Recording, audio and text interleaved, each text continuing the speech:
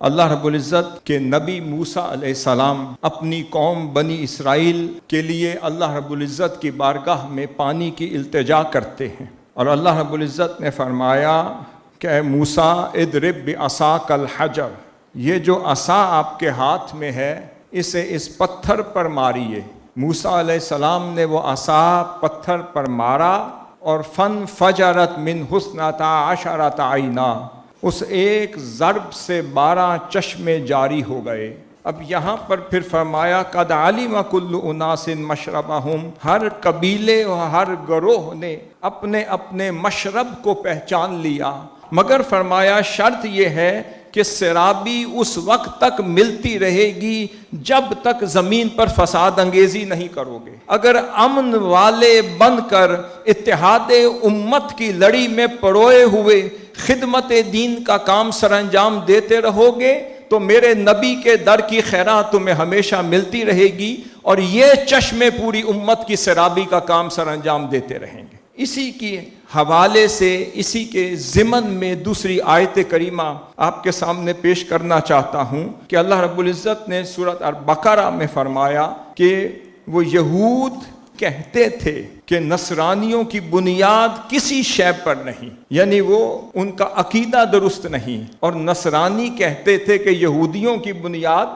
کسی عقیدے پر نہیں، ان کا عقیدہ درست نہیں۔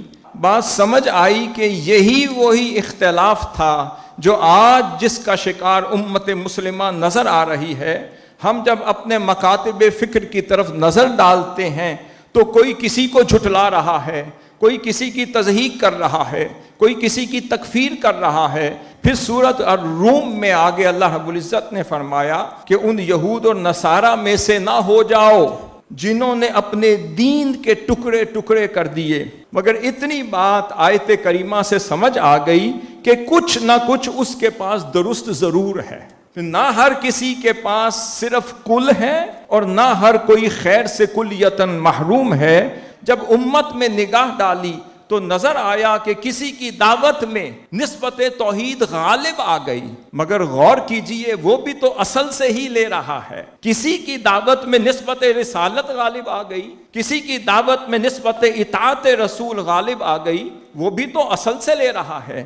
کسی کی دعوت میں نسبت صحابہ غالب آ گئی، وہ بھی تو اصل سے لے رہا ہے۔ کسی کی دعوت میں نسبت اہل بیت اطہار اور مودت اہل بیت اطہار غالب آ گیا، وہ بھی تو اصل سے نکل رہا ہے۔ یہی وہ توسع تھا جو آئمہ مذاہب نے امت میں تقسیم کیا۔ جب ہم آئمہ اربع یا آئمہ مذاہب کی عملی تطبیقات کی طرف چلتے ہیں تو نظر آتا ہے کہ امام احمد بن حنبل امام ابو یوسف کے شاگرد نظر آتے ہیں، پھر امام احمد بن حنبل امام شافعی کے شاگرد نظر آتے ہیں، امام شافعی امام مالک کے شاگرد نظر آتے ہیں، اور پھر امام اعظم ابو حنیفہ پھر امام محمد الباقر سے پڑھتے ہوئے نظر آتے ہیں، اور امام جعفر الصادق کی بارگاہ سے سیکھتے ہوئے نظر آتے ہیں، اور فرماتے ہیں لولا سنتان لہلک النعمان، اگر 2 سال نعمان کو اگر اہل بیت اطہار کے آئمہ کی دہلیز پر نہ مل جاتے تو وہ ہلاک ہو چکا ہوتا۔ یہ وہ سوچ ہے، اسے پیدا کرنا ہوگا، اس توسع کو اپنی صفوں میں داخل کرنا ہوگا، قبولیت کے مادے کو زندہ کرنا ہوگا، ہر کسی کا احترام کرنا ہوگا۔